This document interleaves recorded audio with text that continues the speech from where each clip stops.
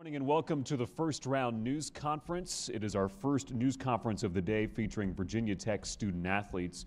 A couple of reminders before we get started. The Virginia Tech locker room is open from now until 11:15.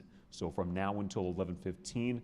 Up on the dais at 11:05 will be Virginia Tech head coach Kenny Brooks. A couple of brief reminders as a courtesy to your fellow media members and everybody in the room. Please silence your cell phones at this time. As always, please provide your name and media affiliation when you ask a question during the press conferences, including those on Zoom. And if you are joining on Zoom, use the raise hand function and we will answer it. If you do have a question on Zoom, we do have a large local media contingent here for this news conference. We will get to you, but it may take a moment. And as always, recording of press conferences in the media area on video, on cell phones or cameras is prohibited. We are now joined by Virginia Tech student athletes.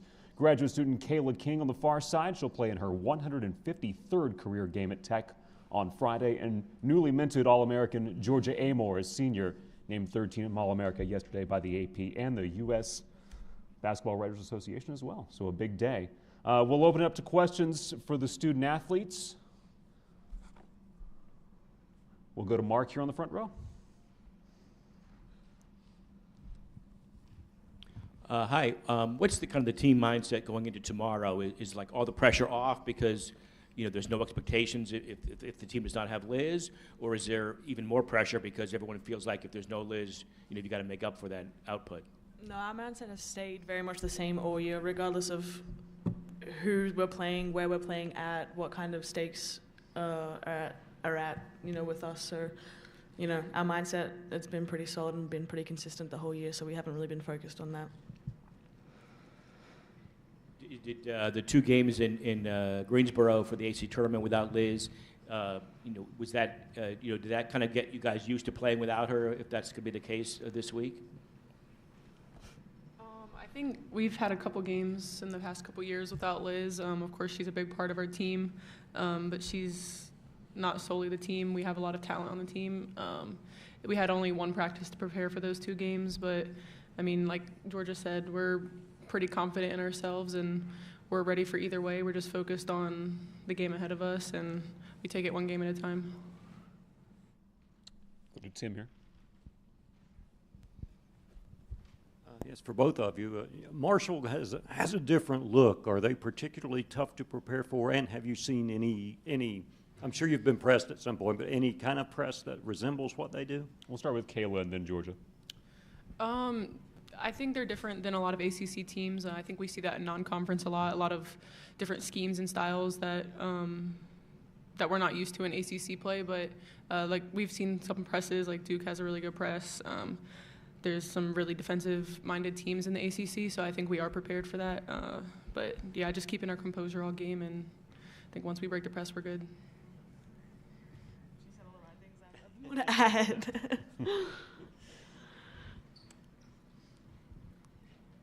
Additional questions for the student athletes. David, second row. David Cunningham, Tech sideline. Georgia, what does playing in Cassell, playing at home, does that kind of bring nice comfort? I know obviously big stage NCAA tournament, but to be back home, to be in Cassell, a place where you guys are undefeated this year, what is that like? Yeah, it's always an absolute pleasure to play in Cassell, obviously, but off of last year when we hosted and they sung Enter Sandman, a cappella and all of that, like it's just the energy that they bring, and it's great for us and we appreciate it, but the energy on campus completely shifts. It changes. I went to class yesterday. I had like 8 people come up to me saying I couldn't get a ticket or I got a ticket. Like everyone's so excited, and for us that's kind of more rewarding, the impact that we've had on this campus and people around here. So yeah, playing in Cassell, it's great. The energy's great, and I cannot wait to play and see what everyone brings. Kayla, any thoughts on Cassell? I think it's the best place to play. So yeah, it's just number one. Kayla, what is this last week? Coach mentioned that normally after the AC tournament you guys would have spring break, but the schedule was different this year, so you guys were kind of still in that mode. What has been the mindset of the team since the ACC tournament to prepare and just kind of keep your bodies in shape when you didn't know necessarily who you were playing? I think it's pretty similar. Like, we still had a couple days rest. We just had classes this time. We didn't have a break from school. She's in a master's program, so she doesn't do in-person classes. She can stay home and chill. I still do work. So we had a couple of days rest. But I think it was just like resetting, regrouping. Like you said, it's a big, important part of the year, so we have to make sure our bodies are good, staying healthy, and then just kind of re-scheming and trying to get together. And like we said, we only had one practice before, and now we had like a whole 2 weeks. We didn't know who we were playing, but I think we focus on ourselves the most, so it didn't really matter who our opponent was. So I think it was just a good little week to reset. Mark again. To follow up on that, I think, Kayla, you said that, before the AC tournament, you only had one practice to kind of prepare without Liz.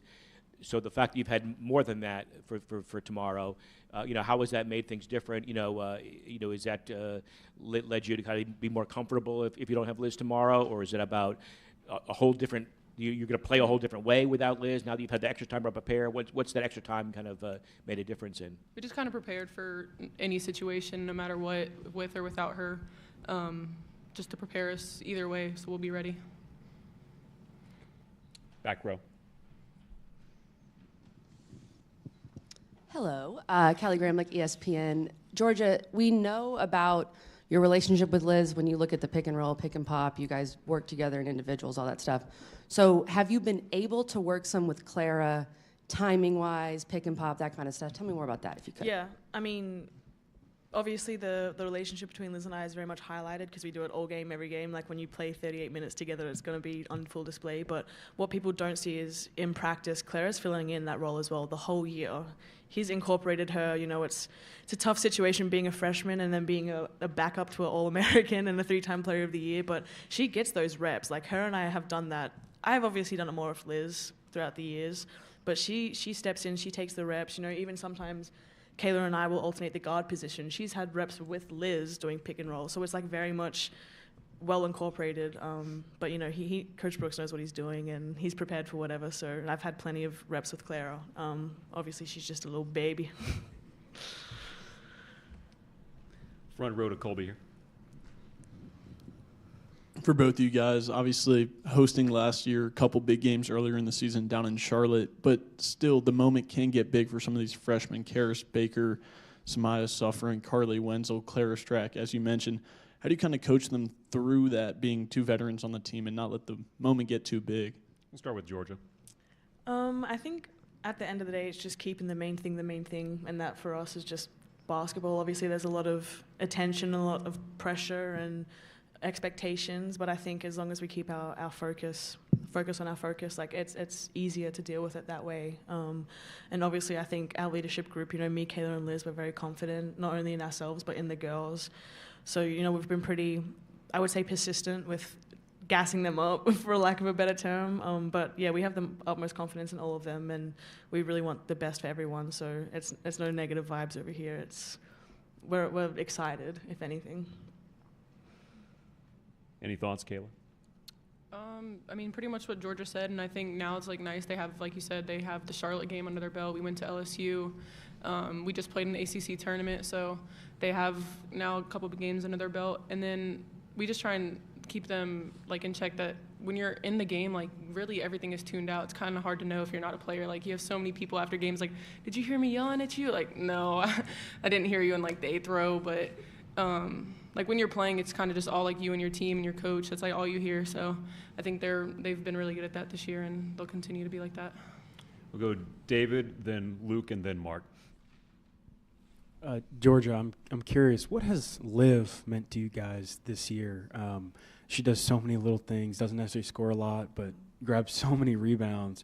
What kind of consistency and leadership as a veteran has she brought to you guys? Oh yeah, her whole philosophy and the way she's just been has just been persistent and consistent. At the start of the year, she was very much struggling to find her role, obviously coming from Wake, where maybe she had different players surrounding her and she was expected of different things, and she stuck with it all throughout this year. And to tell the truth, she probably struggled off the court early in the year because she was just trying to grasp her role and really understand it, but she's fulfilled it.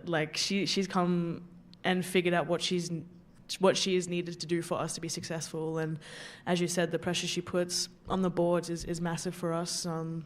Honestly, like her and Liz rebounding together, it's great. And, she had a couple of, really big double-digit rebounding games, but she might have had 8 points, like 6 points. But, she knows her role, she's comfortable with it, and she's so valuable to us. And even off the court, her leadership style, it's very collected, it's very calm. I think a lot of the girls trust her and go to her for a lot of different things. And she's just a brilliant person.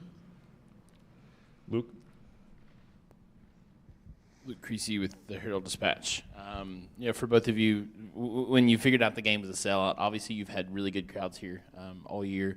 But what does that say for the growth of just women's basketball as a whole, and the excitement around, a tournament atmosphere like this? Let's start with Kayla. I think it's pretty crazy. Like, I remember seeing the tickets were on sale, and then I opened Instagram maybe 15 minutes later, and it's like 9 minutes ago, Hokie women's basketball posted it's a sellout. Like, I didn't even get to tell my family, like, tickets are on sale yet, and it's already sold out. So I got my 6 tickets for them. We're good, but it's crazy just over the 5 years to see how much women's basketball, and specifically Hokie's women's basketball, the support we have, and we wouldn't have had a sellout even if we were hosting 4 years ago. So now to have, I don't even know how many games we've sold out this year, 6, 7, but it's just crazy because we have fun playing, so it's fun to have people enjoy watching us play. So Kind of goes back to the point I made before about how everyone around here is just excited. Like, it's very much a reciprocated relationship. Like, they come and they're excited for us, and we're excited that they're there and they're cheering. I think even this time last year, maybe not this time, earlier last year, we were still begging people to come to our games. We were going around, I was handing out donuts, we were driving on the golf cart around campus yelling at people to come get tickets. Like, the transformation has been incredible. So, I mean, we love it, and we hope that, everyone here knows how much we adore them coming and showing out. Mark? Georgia, obviously when you played your last game against Notre Dame without Liz did not go well. Where does the improvement have to come from if you're playing without Liz tomorrow? Just confidence. I think, we probably could have grabbed it a bit more head on. I think, first half we were there. We did not hit shots. We did not play our best. And then, the start of the third quarter was they just blitzed us and we let it get away from us. We never really had that fight back, but it's nothing spectacular. Like, we can hit shots and we can play more aggressive, and I think that was just the deciphering factor in that game.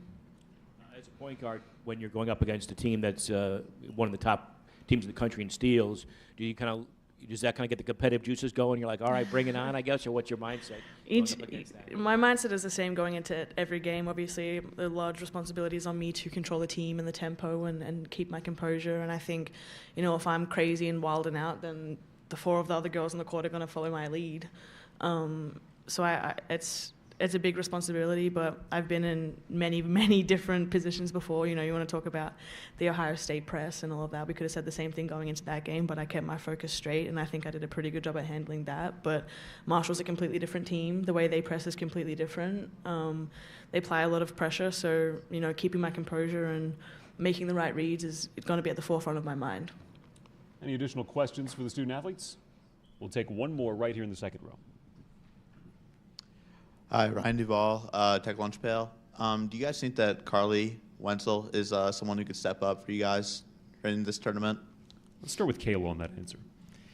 Carly, yeah, that's my roomie right there. But no, she's been ready. She's been working. Of course, she's a redshirt freshman, so I think just another year under her belt in practice and watching Georgia and watching me and even people from last year, KT, she's prepared.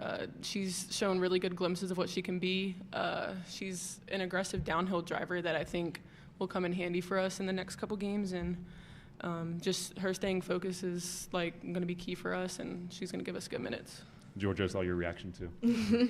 That woman is a sponge. She's asking all these annoying questions, borderline to the point where I just get annoyed with her in practice because I'm like, get away from me. But she asks a lot of questions. She's so intrigued. She always wants to know, how she can get better. I'll get a text from her late night, and she'll be like, hey, can we watch some film? Can we get together? Can we work out? And I'll be like, chill, Carly, I'm tired. No, I'm kidding. I try and give her the blueprint. I try and help her, but she loves basketball. She's excited about the opportunities she gets. So yeah, she'll be good for us. Thank you for your time. Best of luck tomorrow against Marshall. Virginia Tech practice is up next. Just a reminder, the locker room will be open until 11:15, and head coach Kenny Brooks will be on the dais at 11:05. Thank you. Thanks for your time. Thank you. Yeah.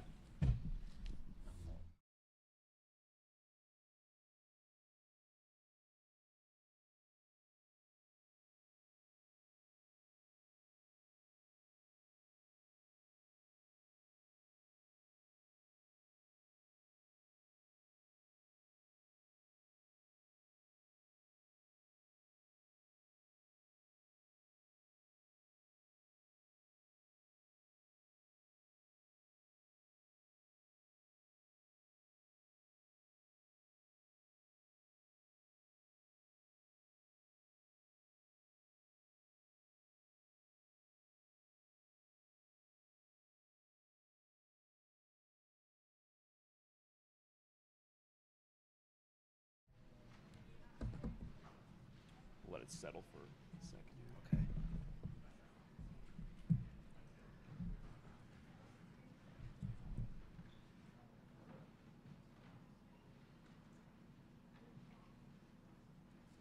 All right, everyone. Joining us on the dais is Virginia Tech head coach Kenny Brooks, making his 22nd season, his 10th career NCAA tournament appearance. Coach Brooks, welcome back. Oh, it's great to be back. Great to be back. So it's an exciting time of the year, and it's been a long year, but we're excited to be here. So, questions for Coach Brooks? Before I'll go ahead and start.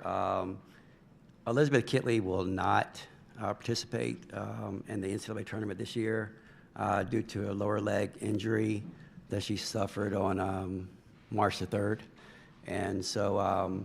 We're just praying for her and her mental health right now, and she's still a part of what we do, and she's big in what we've done, so heartfelt, just goes out to her because everything that she's done for this program and everything that she will continue to do through her legacy, and so right now our prayers are just up for her. Yeah, certainly our best to Liz Kitley. We'll open it up to questions. We'll go back row here. Andy Bitter, Tech Sideline. Kenny, you've had a couple weeks now without Liz, and I would have to imagine you've known for a couple weeks you wouldn't have her.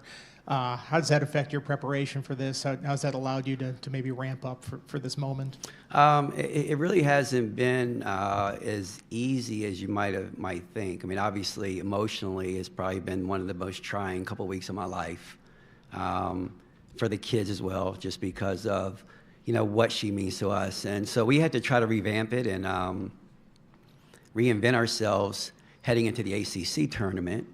And it seemed like we had a week to prepare, but really had like one day because we had a day off in there. And then, the day before the game, you don't get much time on the floor. So we really only had 1 day of prep. So we get back from the ACC tournament, and you give them a couple of days off just so they can rest their bodies, and you start to try to prepare again for essentially a ghost. You don't know who your opponent's going to be, and so you're trying to work on yourself, and then you get your matchup, and then your matchup is one of the more unorthodox matchups that you can get because of the way that they play. Marshall presses you on makes, on misses, something that we haven't seen before, and so throughout this week we've been trying to reinvent ourselves again.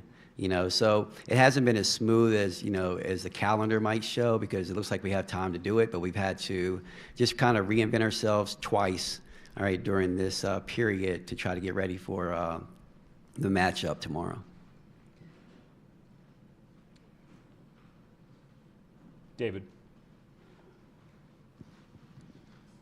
Cunningham, Tech Sideline. Kenny, you guys have seen a bunch of different styles in the ACC this year. Does any, I'm sure maybe No. a combination of? No. And what Marshall does, they're very persistent, and they're very committed to the press, and they're committed to the pressure on a make, but the unorthodox part is they're really committed to it on a miss, and they're going to run around. They're small in stature and height, but they're very persistent, and they really come after you. They're very physical. And they allow themselves to be physical because they play 10, 12, 13 people. So if they get in foul trouble with one certain area, it doesn't matter. I mean, they hockey sub. They 5 in, 5 out. We were watching a game, and 1 minute and 30 seconds into the game, they had 5 new kids coming in. And so that's something that we've had to prep for too. And we're going to need the kids to really be able to communicate on the floor, not only through the pressure, through the press and whatnot, but also like matchups, because we're not going to be able to use our whiteboard and say, hey, you have number such and such, you have number such and such. They're going to have to really do it themselves. And so that's something that we've had to prep for all week. In terms of taking care of the basketball, how much of a all hands on deck is it going to be for you guys? Oh, absolutely. I think the misconception is that we're going to have Georgia to do it by herself. And that's not the case at all. It's going to be all hands on deck. It's not fair to put that much pressure on her to try to do it. Now, I think that she will have some success in doing it. She's obviously she was third team AP All-American, so it proves that she's one of the best point guards in the country, and she's going to have her success doing it, but we can't rely on her because we need her to do other things as well. So all week we've been practicing. We've had our practices, and we've actually put some additional players on the floor against us to just make sure we can handle the chaos and keep our poise during so. We'll go Andy and then Mark. Kenny, I'm curious, how has Liz been throughout this whole process? I have to imagine it's a pretty devastating way for her career to end here. Hard. She's been emotional. I've been emotional. I think we probably text each other probably 30 times a day. She'll be good and then she'll be sad. And, a kid has put everything into this, and she's the reason we're here. She's the reason we're here. If it weren't for her and the way that she plays, we'd probably be somewhere else at a different venue instead of being able to host, instead of being able to say that we're the ACC regular season champions. So the kid slept, drank basketball, but everything Hokie basketball. And so for her to suffer this injury when it happens, it's never a good time to happen. But, heading into it, she was playing out of her mind. We were playing out of our minds. We were playing extremely well. Had everything going, and for it to be taken away from you, just in a split second, it's devastating. It's probably been the hardest 2 weeks that I've ever had coaching. Just trying to keep her mental state, and that's the most important thing, is to keep her mental state together, but also the team, because everyone is really, close knit, and to see her go down, their heart is out for her. So it's been hard.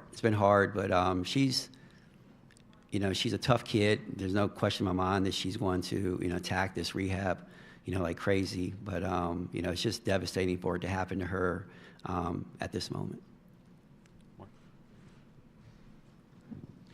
Kenny, just to follow up on that, I guess, what's kind of been the timetable? When did you guys know she was not going to play again and so forth? Yeah, and honestly, Mark, I respect your question, but I really don't think that it's that important, just because the whole thing was there's no issue other than we were just really trying to protect her mental. And, my main focus the last 2 weeks is to make sure she's okay. And it's been really tough for her. So, to go out and make a statement or say whatever early when she wasn't ready to deal with it, that's all that mattered to me. And so the timetable really doesn't matter. We really had to, when we did, come to the conclusion that, we locked in and we focused. But I promise you, and I'm not trying to be deceitful or anything like that, but the main focus was her. And I didn't, that was the only thing that mattered to me, was make sure we protected her mental. And that's very important, because she's a special kid who, like I said before, put everything into this. And, for it to be taken away from her, that's all I did, was went in protective mode and make sure that she was okay. So what did the injury turn out to be? She tore her ACL. And so now she'll get back to the point where she'll rehab. So have you been kind of, I asked about the timetable, because have you basically been operating for some time now, knowing you wouldn't have her, and practicing knowing you wouldn't have her? Or what I think I stated it earlier that, we've had a little bit of time from the calendar standpoint to try to reinvent ourselves. But, and then with the matchup, that we got, we had to try to reinvent ourselves again differently because it's a very unorthodox. We haven't seen anything like it, in the way that they pressure and their style, the physicality. I mean, now you look across the country, everybody's playing 7 or 8 people. You know, they go 12 strong, you know, and so that's something that you have to account for, and we really had to try to reinvent ourselves in the last few days. Additional questions for Coach Brooks?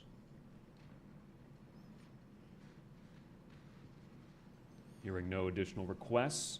Yeah, Coach, thank you for your time. Oh, Mark again, and David. How important has your leadership group of Georgia and Kayla and somebody like Olivia, a veteran, been over this last week while you guys are prepping, going into a big tournament? There's still basketball left to play. Yeah. How important has the leadership from them been? Well, I think it also, you throw Liz in there, and without, obviously Liz is devastated, but she didn't want everybody to feel sorry for her. She understands there's more basketball to play. She's doing everything she can right now so that she can be in the building tomorrow. And they've taken cue from that. Obviously, Georgia is a leader for us. Kayla's been a leader for us.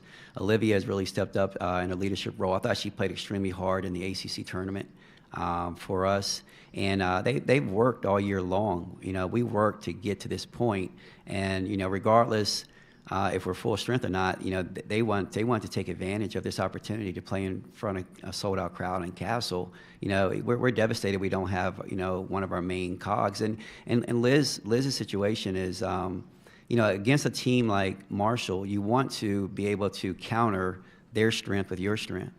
And, you can look at it and you can say, okay, yeah, they're going to get after you, but when you got a 6'6" center to throw the ball inside to an All-American, that's going to take a lot of their pressure away. But also Liz's presence for us is not just the points, but she's a terrific rebounder.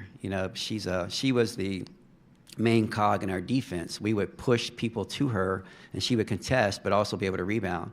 And then she just has so much confidence. But I'm really confident that our kids are ready to step up and play in her absence, and the expectations are exactly the same for us to go out and win, and that's because of the leadership and the confidence that those 3-4 have displayed. And then Mark. Kenny, when you've talked about Liz rehabbing, does that mean she's already had surgery or that she's rehabbing from? Or? Again, Mark, and I respect the hell out of you, and I do, but I love her more. And so everything that I'm doing and saying right now is just so that she can, I want her to heal properly physically and mentally. And so, I probably gave you a little bit too much information, but that's pretty much all I got. Marshall is also one of the better teams in the country in terms of making three-pointers. How do you feel about your team's three-point defense going into this game? Well, I mean, we know it's a concern.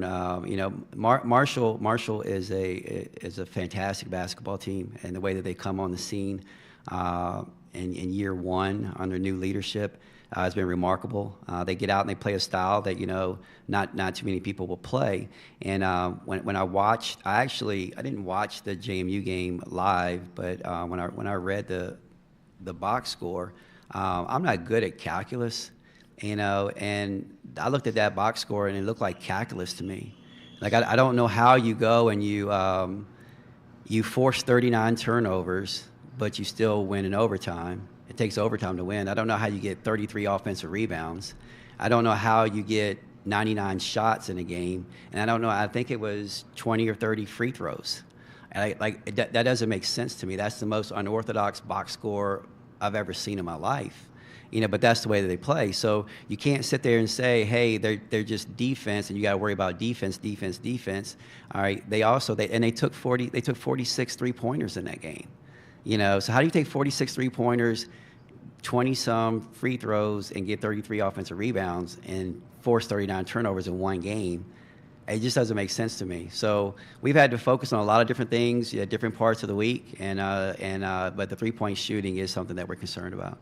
I wanted to give you the opportunity to respond. Last night on Twitter, a Kentucky radio host claimed that you were one of the candidates for the Kentucky job and that you had interviewed for the Kentucky job. Have you talked to Kentucky?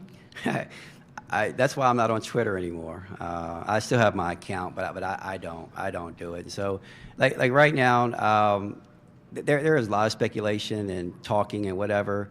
Obviously, if you have success, people are interested. But again, my focus is what we're doing right now, how we're doing it. My kids are the most important thing to me. I have not heard that, or the radio host or whoever you're talking about. But right now, I'm about to go to practice, and we're going to go out here, and Marshall is the only thing on my mind other than the Hokies. I just told you what I said, Mark. I have not heard that, and I love your investigative reporting and the way that but I've known you forever, and so we'll leave it at that. All right, Coach Brooks, thank you for your time. Thank you, Virginia guys. Tech will go for its 26th consecutive home win tomorrow against 13th-seeded Marshall.